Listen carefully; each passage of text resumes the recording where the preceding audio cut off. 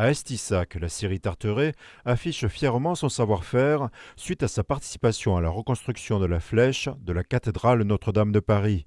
En provenance de toute la France, plusieurs dizaines de grumes, exceptionnelles par leur dimension, ont été découpées avec minutie à cette occasion. La compétence qui a été utilisée chez nous, c'est le sciage, la sélection des grumes, adapter les dimensions de charpente aux grumes qu'on a reçues pour essayer de valoriser la matière au mieux, ne pas la gâcher parce que c'est des bois exceptionnels, il y avait des bois de plusieurs centaines d'années. Le but c'était de faire un travail de qualité, mais on a des très grosses pièces qui servent à porter la flèche de Notre-Dame qui ont été sciées dans l'Aube chez nous. Implantée depuis 1954 à Estissac, cette scierie découpe du bois pour les marchés de l'ameublement, des parquets, des charpentes.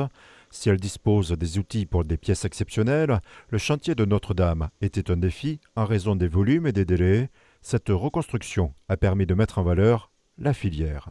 Le bois est une matière qui pousse par définition hors des villes.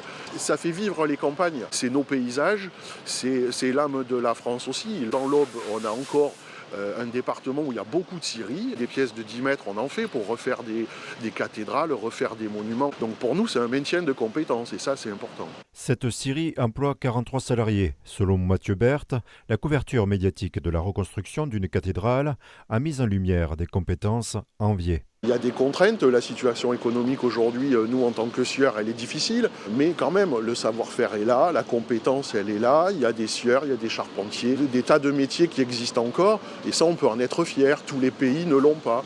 C'est la France de tous les jours, dont on ne parle pas toujours, et là elle a été mise en avant.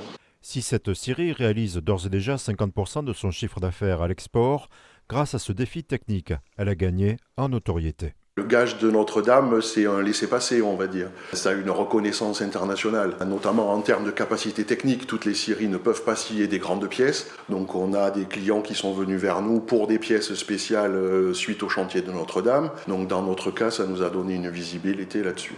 Mathieu Berthe espère être tiré au sort pour représenter ses employés en participant à l'une des messes célébrées à l'occasion de la réouverture de l'édifice.